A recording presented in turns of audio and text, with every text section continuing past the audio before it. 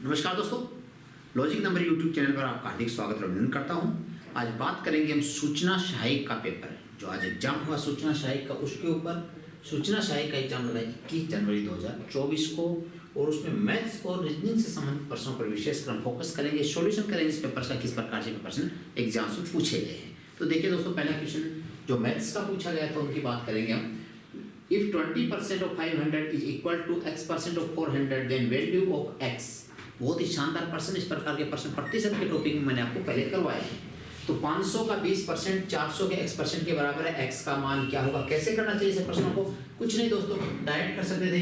500 का 20% बराबर 400 into x बटे प्रतिशत। ये प्रतिशत से प्रतिशत कट जाएगा दोस्तों।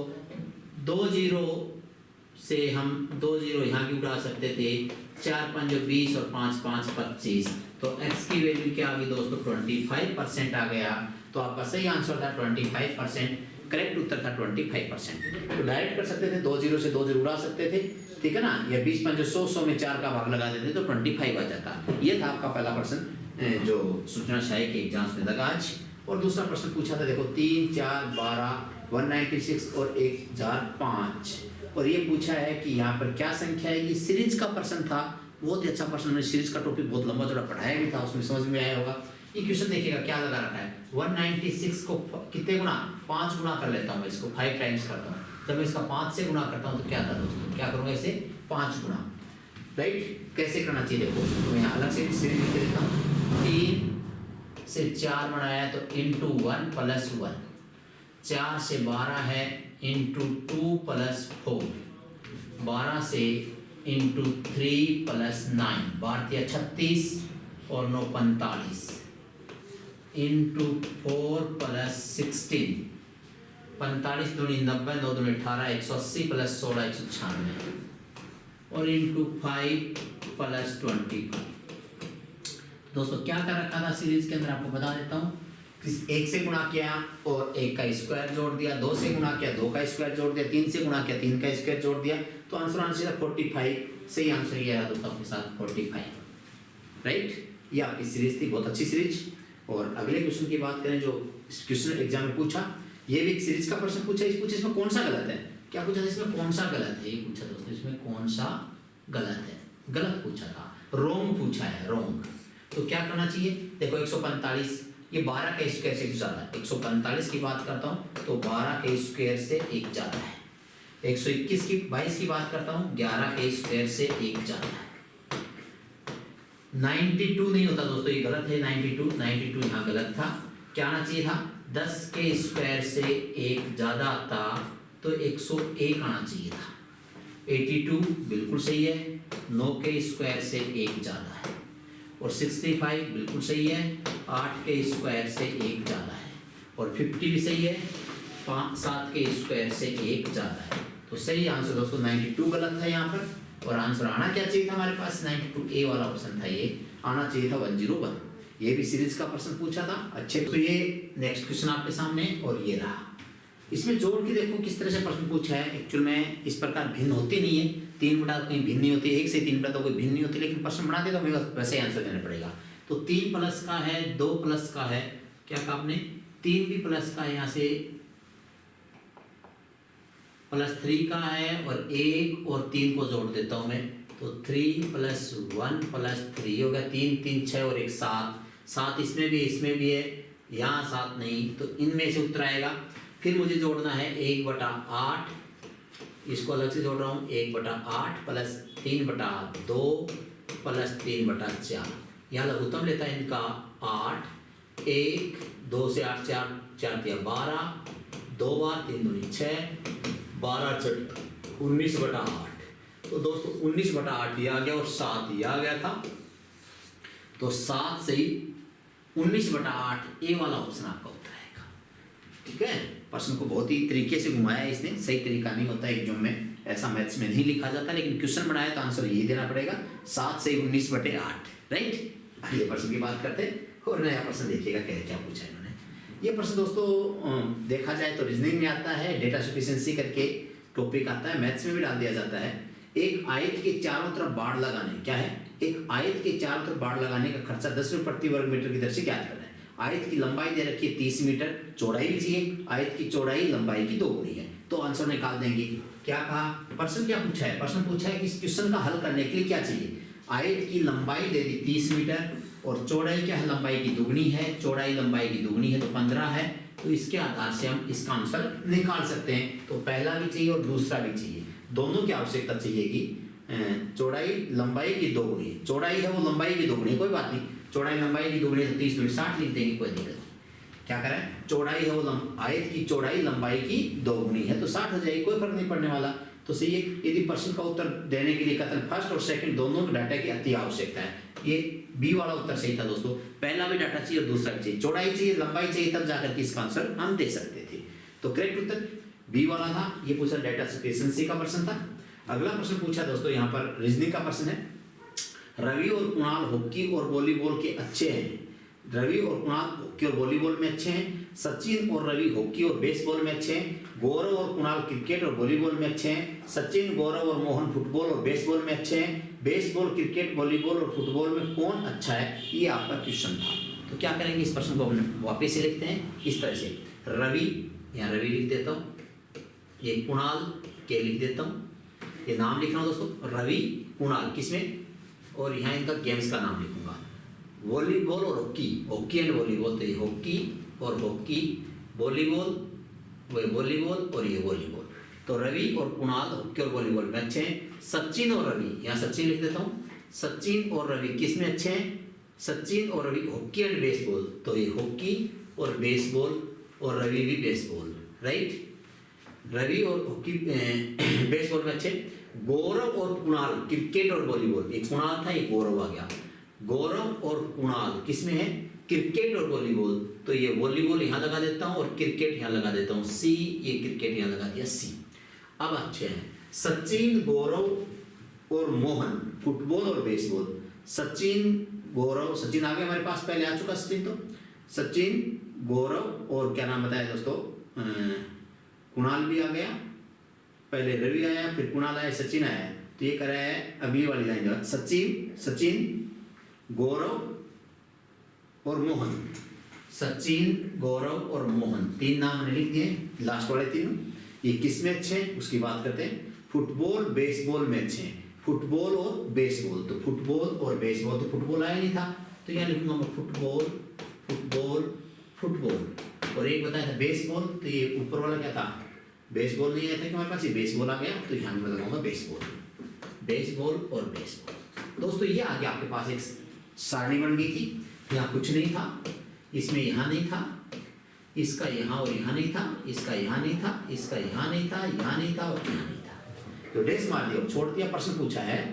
Baseball cricket volleyball football, baseball cricket volleyball volleyball और फुटबॉल, तो कौन है, जी से कौन था, जी मतलब गौरव, आंसर कहना चाहिए था गौरव। फुटबॉल में कौन अच्छा है, गौरव की बात कर रहा था, 4 गेम्स में गौरव अच्छा था। अच्छा क्वेश्चन है ये, आपका वेन डायग्राम में प्रश्न पूछा जाता है इस टाइप का, आपका वेन डायग्राम यदि हमारा टॉपिक देखेंगे यूट्यूब चैनल के ऊपर, तो आप इस प्रकार के प्रश्न देख सकते हैं हमारे यूट्यूब चैनल पर। अगला प्रश्न दोस्तों रीजनिंग का पूछा, एफ ए एन को बताया आई डी क्यू, तो एफ और आई से 3 ज्यादा है, मैं यहाँ लिख देता हूँ यदि साफ नहीं दिख रहा तो, एफ ए एन क्या बताया, आई डी क्यू, दोस्तों 3 प्लस का रखा है, क्या का रखा है, +3। प्रश्न पूछा था एस ए टी, क्या पूछा था, एस ए टी, +3 करेंगे, एस में 19 में 3 जोड़ेंगे, 20 21 और 22, वी आएगा, पहला वी आएगा, दूसरा डी आएगा, और टी और 3 कितने जोड़ रखें, 3, ये आ जाएगा वी डब्ल्यू, तो वी डी डब्ल्यू, सी वाला उत्तर था आपका। अच्छा क्वेश्चन था, रीजनिंग का प्रश्न था, 3 जोड़ के पूछा था, सामान्य क्वेश्चन था, बड़ा प्रश्न नहीं था। दोस्तों ये प्रश्न पूछा आपके पास ग्राफ्स को उठा करके, डेटा इंटरप्रिटेशन की बात कर रहा हूं मैं, उसमें से प्रश्न आए थे, और ये प्रश्न भी इस एग्जाम्स में कई पूछे थे, तो यहाँ मैं 41, 42, 43, 44 4 क्वेश्चन इसके ऊपर से पूछो। ये ग्राफ दे रखा था, नीचे दिए गए ग्राफ 5 विद्यालय हैं, विद्यालय A B C D E, 5 school हैं, और स्कूल के आधार पर प्रश्न क्या पूछा है, कुल कितने विद्यार्थी भाग ले, उसमें से कुल विद्यार्थी उत्तीर्ण हुए, एक तो उत्तीर्ण को दर्शा रहा है और एक भाग लिए विद्यार्थियों को दर्शा रहा है, तो अपीयर्ड ये, और ये बॉक्स वाला जो है वो क्या है, क्वालिफाई।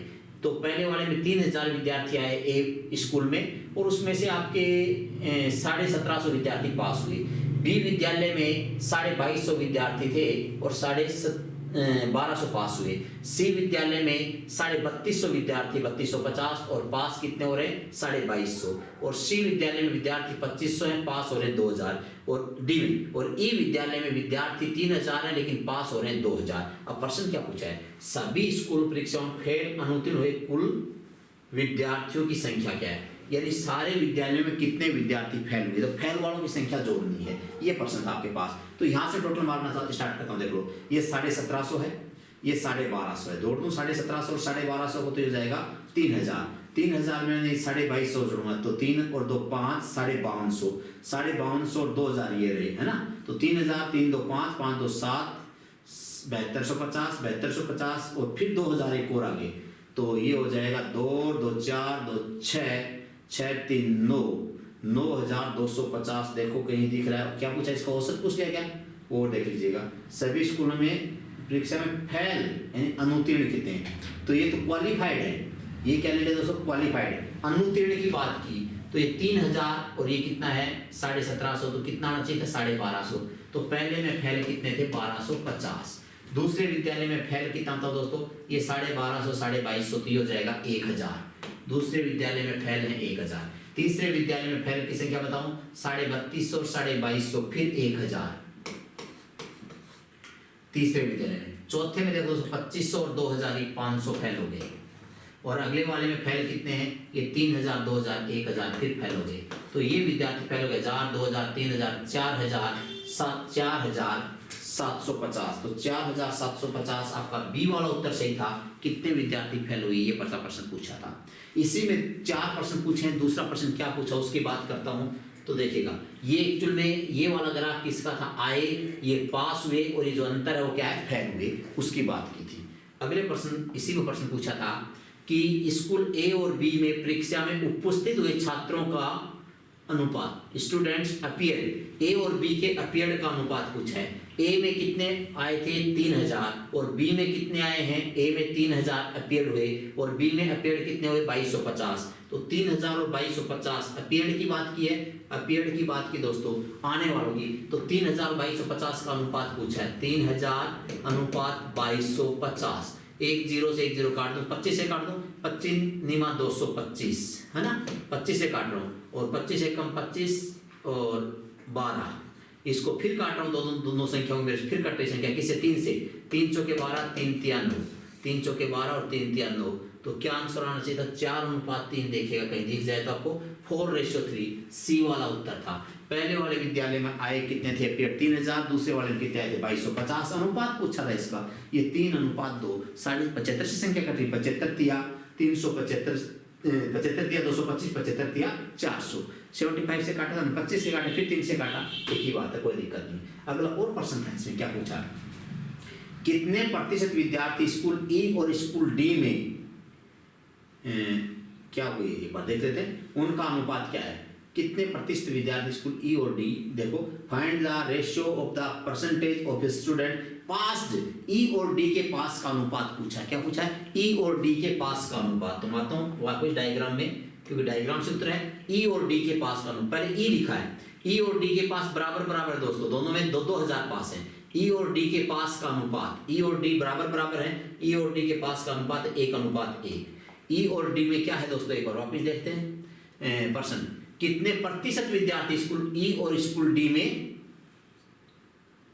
पास हुए उनका प्रतिशत, ये पूछा था प्रश्न। देखिए find the ratio of the percentage of student passed in school E and school D. School E और डी के पासों का प्रतिशत की बात की है, तो स्कूल ई में कितने परसेंट पास हुए इसकी बात करूं, ई में पास हुए 2000 3000 में से, तो ये हो गया 2000 पास हुए कितने में से 3000 में से।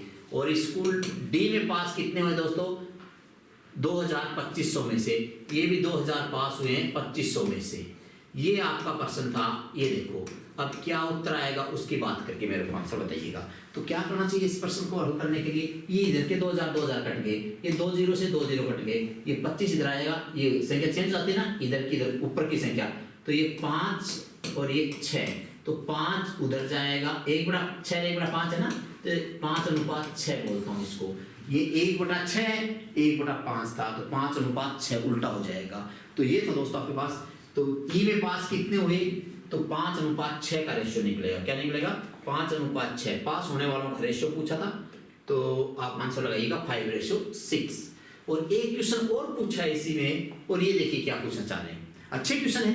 प्रश्न क्या पूछा, सभी स्कूलों में उत्तीर्ण हुए विद्यार्थियों का औसत प्रतिशत लगभग कितना है। सारे स्कूलों में कितने, तो टोटल स्टूडेंट्स पास हुए वो बटे टोटल स्टूडेंट, तब जाकर क्या आपका अनुपात निकलेगा।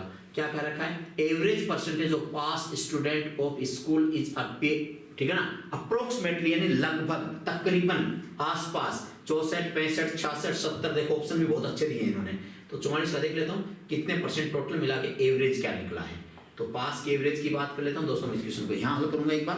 पहले टोटल स्टूडेंट्स की बात करूंगा। ये 3000 है और इनको जोड़ना पड़ेगा मुझे। 3000 ये 2250, तो 3 और 2 5000, 5000 5 और 3 8000, 8500, 8500 और ये 9000, 11000, 11 और 3 12 13 14000। वापिस जोड़ देता हूँ, 14000 स्टूडेंट आए थे। 3000 3000 6000 तो ये हो गए, 3 और 3 6000 तो ये हो गए, है ना।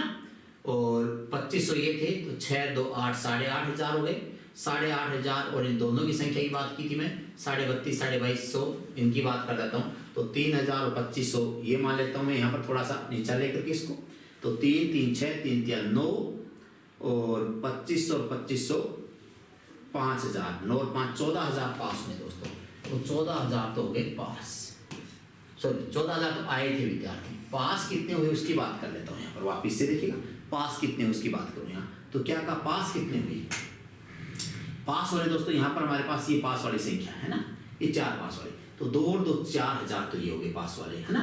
और 4000 की बात में देखो दोस्तों, ये 2250 और मैं यहाँ करता हूँ 1750, तो 4 और 4 8000 ये हो गए। और ये 1200 8 1 9250, 9250 पास हुए।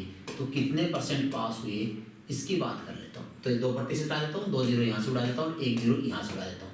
14 का भाग दूंगा, 14 6 84, 14 7 98 ज़्यादा हो जाएगा, 14 6 84। क्या बचेगा दोस्तों मेरे पास, 84 6 65, 14 2 28 14 3 14 चौके 56, 14 चौके 56। क्या बचा था, वापिस देख लो। 14 6 84, 14 6 84, क्या बचा था अपने पास, 84 था और 85 बचा था।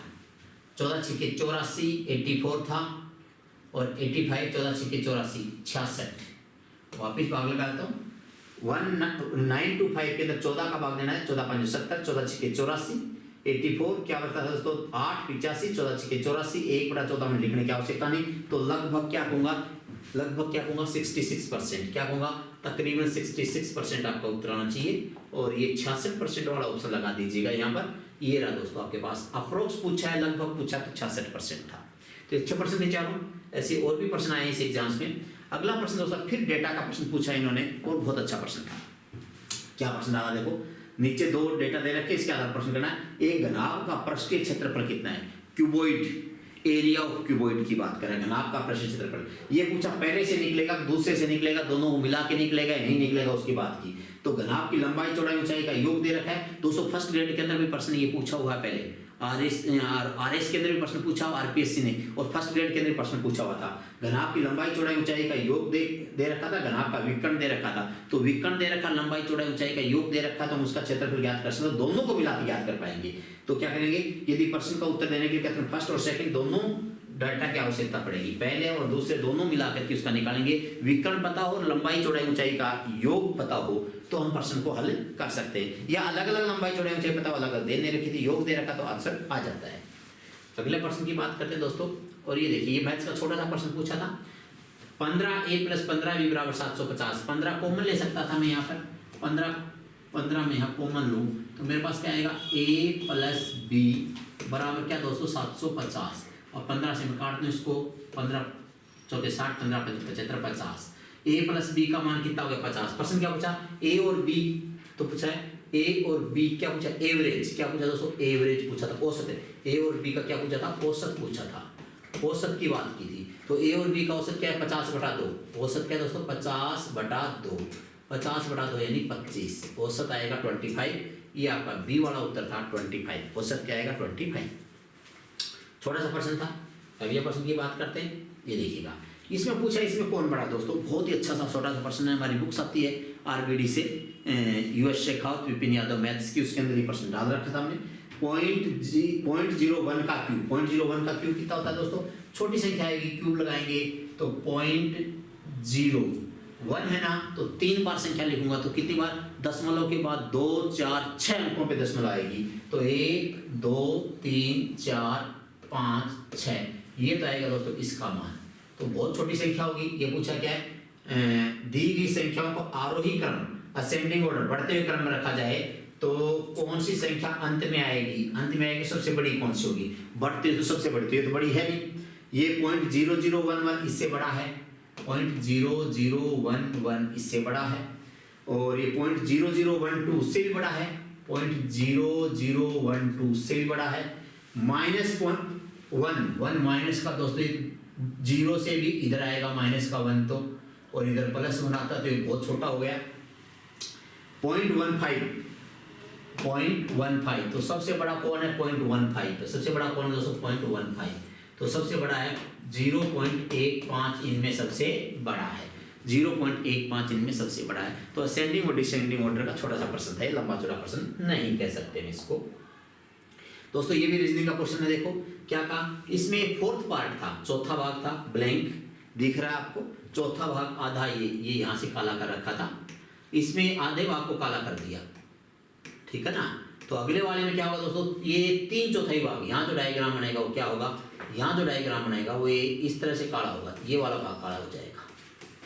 तो ये वाला ऑप्शन कहाँ दिख रहा है आपको, देखिएगा ये रहा, तो डी वाला उत्तर सही था इसमें। बहुत ही आसान प्रश्न था, और लास्ट वाले से 4 काले हो जाएंगे। चौथा भाग है, फिर हाफ हो जाएगा, क्लॉकवाइज चल रहा है, क्लॉकवाइज चल रहा है, ये देखो एक क्लॉकवाइज चल रहा था इस तरह से, है ना, तो ये भाग होगा, उसके बाद में ये हो जाएगा।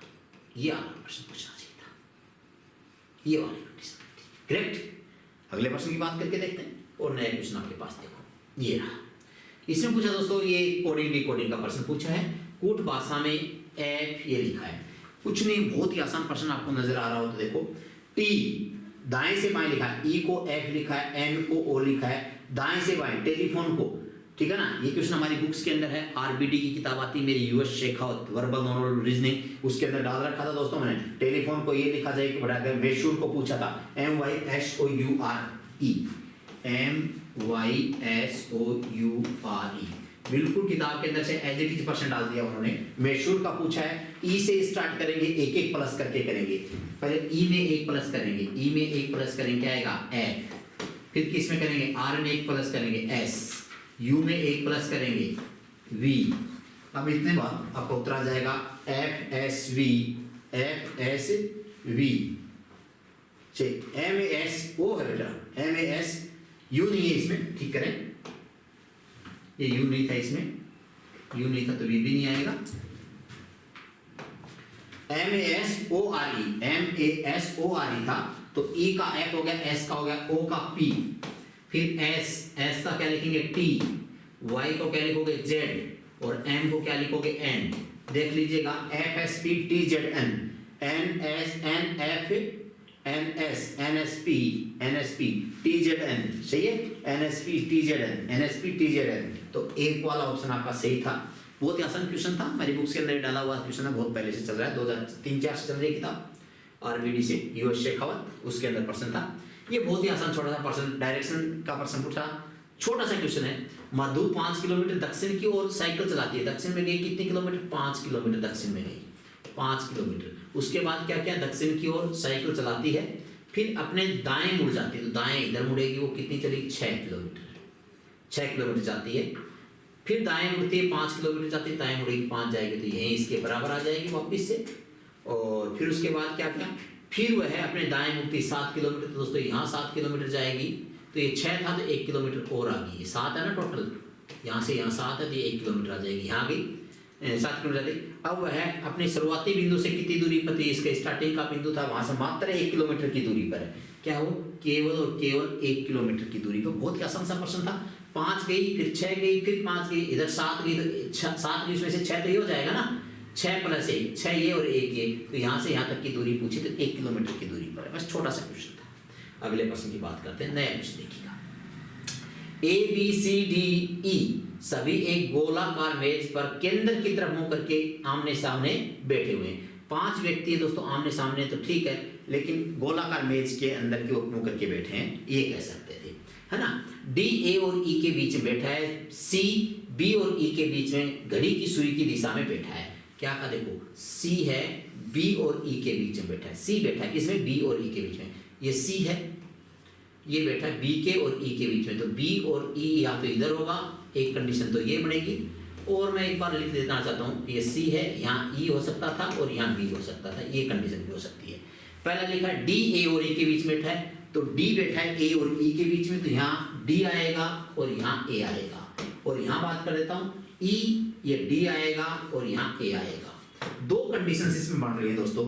अब प्रश्न क्या पूछा है, D A और E के बीच में बैठा है, देखो D A और E के बीच में बैठा है, C B और E के बीच में बैठा है, C B और E के बीच में बैठा है, C B और E के बीच में, वो भी क्लॉकवाइज कह सकता हूँ, E और B एंटी क्लॉकवाइज कह सकता था यहाँ पर। तो प्रश्न क्या पूछा है, कौन B का निकटतम बाईं ओर बैठा है, तो B के निकटतम लेफ्ट साइड में कौन है, तो B के निकटतम लेफ्ट साइड, दोस्तों क्लॉकवाइज की बात की है, यहाँ ध्यान रखिए, C B और E के बीच में घड़ी की सुई की दिशा में, तो C है ना, B और E के क्लॉकवाइज की बात की है, तो क्लॉकवाइज ये कहेंगे, ये एंटी क्लॉकवाइज हो गया, ये तो एंटी क्लॉकवाइज हो गया, तो इसको हटाना पड़ेगा, ये वाला आपका उत्तर होगा। तो इसको आप डायग्राम को यहाँ से डिलीट कर दीजिएगा, ये डायग्राम सही नहीं मानेंगे हम, राइट।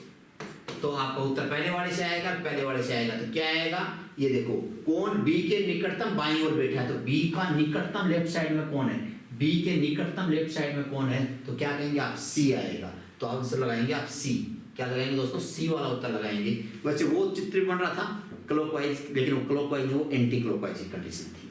अगले प्रश्न की बात करते हैं, और नया क्वेश्चन आपके सामने ये रहा। ये पूछा दोस्तों, सेट बनाया इसमें 5, 9 और 99 दिख रहा हो तो आपको, 5, 9 और 99। एक बना रखा दोस्तों 3, 9, 90, सेट है ये आपस में 6, 8, 100 और 1 है 7, 8, 113। और ये पूछा इसमें से कौन सा भिन्न है, इसमें से कौन सा भिन्न है। तो देखो इनमें कोई लॉजिक आपके समझ में आता हो तो नहीं आता तो बता देता हूँ। 3 का स्क्वायर क्या होता है, 9 होता है, 9 का स्क्वायर 81 होता है, इनका योग क्या हो जाता है, 90 हो जाता है, ये तो सही है। 6 का स्क्वायर 36 होता है, 8 का स्क्वायर 64 होता है, इनका योग भी कितना होता है, 100 हो जाता है। 7 का स्क्वायर 49 होता है, 8 का स्क्वायर 64 होता है, 64 और 49 जोड़ेंगे तो कितना हो जाएगा, 113 हो जाएगा, 113 हो जाएगा। लेकिन 5 का स्क्वायर तो 25 होता, 9 का स्क्वायर 81 होता है, यदि मैं इसको जोड़ता दोस्तों तो कितना होना चाहिए था, ये होता 106। क्या होना चाहिए था, 106, ये 99 नहीं होता। तो ये वाला जो सेट था ना, ये अलग था, 5, 9, 99 अलग है। बाकी सेट ठीक है, पहली 2 की संख्याओं का वर्गों का योग, दोनों संख्याओं के वर्गों के योग तीसरी संख्या के बराबर है, दोनों संख्याओं के वर्गों का योग तीसरी संख्या के बराबर है। 260 का एक और प्रश्न लिया, ये संख्या आपको दिखे तो ठीक है, नहीं मैं बता देता हूँ। ये डिस्ट्रिक्ट है ABCD, या मोटा मोटा लिख देता हूँ। ये A है, ये 14% है, ये B है, ये 16% है, ये C है, ये 28% है, ये D है, ये 15% है, और ये E है, ये 21% है, और ये F है, ये 6% है। इसके आधार पर 87, 88, 89 और 90 4 प्रश्न पूछे। कितने प्रश्न पूछे, 4 प्रश्न। क्या पूछे देखो, एक राज्य के कुल 6000 अध्यापक, उन सभी जिलावार, ये डिस्ट्रिक्ट दे रखे हैं, डिस्ट्रिक्ट ABCD और 6000 टोटल अध्यापक। टोटल अध्यापक कितने, 6000, 6000 टोटल अध्यापक है। उसके आधार पर ये 4 प्रश्न है। पहला प्रश्न क्या पूछा, कितने अध्यापक जिले C से जिले F में भेजे जाएं जिससे कि दोनों जिलों के अध्यापकों की संख्या बराबर हो जाए। C से उठाकर F में कितने कैंडिडेट भेज दूं कि बराबर हो जाए, तो C से F में 6%, C में 28 है, 28 से मुझे यहाँ लाना है, तो 28 और 6, 28 और 6 का योग कितना दोस्तों, 28 + 6, इसकी बात कर रहा हूँ। 28 + 6/2 बराबर करना है मेरे को, तो कितना करूँगा दोस्तों, 28 और 6 34, 17, ये 17% आ जाए तो बराबर आ जाए। तो 6 से 17 का मतलब 6 थे इसमें, तो 11% टीचर यहाँ से यहाँ भेजने पड़ेंगे। कितने परसेंट? 11%। अब 11% किसका? 6000 का। तो 6000 का 11%, 6000 का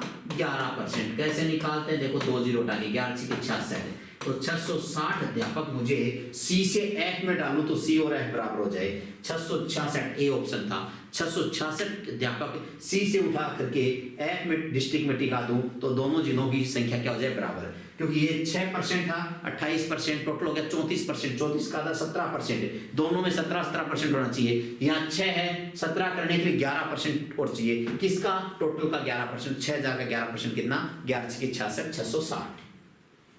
अगला प्रश्न पूछा दोस्तों इसी के अंदर, यदि जिले सी के अध्यापकों की संख्या को दुगुना और जिले डी के अध्यापकों की संख्या को 3 गुना कर दिया जाए तो दोनों जिलों के अध्यापकों की संख्या का अंतर क्या होगा? सी को तो 3 गुना करना है और दुगुना करना है, सी का दुगुना करना है और 3 गुना किसको करना है? डी के अध्यापकों की संख्या का 3 गुना करना चाहिए। तो ये देख लेते हैं, सी के अध्यापक कितने थे? सी का 28% था और डी का 15% था। सी का क्या है? 28%। सी का अध्यापक दोस्तों 28% था और इसका था, डी के अध्यापक है मेरे पास 15%, ये है 15%। ये 6000 संख्या थी हमारे पास, तो 6000 का 28% निकालना था, 6000 का 15% निकालना था। तो इसको 6 को से गुणा कर देना, इसको 8 × 6 क्या करूँगा दोस्तों? 8 × 6। दो तरीके मेरे पास, एक शॉर्ट करने का, एक लंबा करने का, ठीक है ना। तो 8 × क्या करूँगा? 6, कितना हो जाएगा? 8 6, इसका तो करना है दुगुना और इसको क्या करना है? 3 गुना, राइट। इसको दुगुना करूँगा तो 28 × 56, इसका 15 थी 45, कितना अंतर आ जाएगा? 11%। और 11% किसका निकाल दूँ मैं? 66 का, 6000 का, 6000 का, 6000 का 11% निकालूंगा तो नीचे क्या आ जाएगा? दशमलव हटेगा, 100 आ जाएगा, 11 × 66 आ जाएगा, 660 इसका उत्तर आएगा। यही प्रश्न था। मैंने क्या कहा? सी के अध्यापक 28% थे, इसका दुगुना कर दिया 56% और ये 15 थी 45 कर दिया, 45 56 का अंतर 11, 11 से हमने आंसर निकाल लिया डायरेक्ट। अदरवाइज मुझे क्या करना पड़ता? ये 28% निकालता, वो 15% निकालता, निकाल के उसका दुगुना करता, उसका 3 गुना करता, उसके बाद संख्या निकालता, तब भी आंसर वही आने वाला था, अलग नहीं आएगा। नेक्स्ट क्वेश्चन दोस्तों मेरे पास, और ये है जिला सी और जिला बी के अध्यापकों की संख्या का अनुपात क्या है? सी और बी की संख्या का अनुपात पूछे तो संख्या निकालने की आवश्यकता नहीं है, सी और बी की बात करिए। सी के अंदर कितना? 28 और बी में क्या है? 16। 28 और 16, तो आप डायरेक्ट उत्तर दे सकते हो। कैसे देते हैं? 28 और 16। तो ये सी में 28 और बी में क्या है? 16। 4 से संख्या कट रही है, 7 चौके 28, 4 चौके 16, 7:4 क्या आएगी? 7:4। एक प्रश्न और था इसी टाइप, इसी के अंदर से, जिले ई और डी के अध्यापकों की संख्या और बी, ए और एफ के अध्यापकों की संख्या का अनुपात। तो पहले मैं ई और डी की बात करता हूं, ई और डी लेके आता हूं। ई और डी, ये देखिएगा, ई और डी क्या कर रहा है दोस्तों? ई और डी क्या कर रहा है? ई और डी कर रहा है 15 और 21। ई और डी क्या कर रहा है? 15 और 21 कितना हो गया? 36। ई और डी की बात की 15 और 21। ई और डी 15 + 21 कितना हो जाएगा? 15 और 21 36। अब ए बी और एफ की बात करता हूं दोस्तों, वापस आता हूं मैं क्वेश्चन में। ए बी एफ,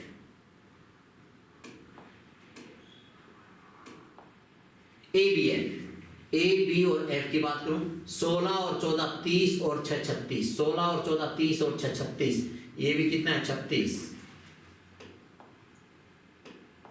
ये भी 36। तो दोस्तों 36 और 36 यानी 1:1। क्या आएगा दोस्तों?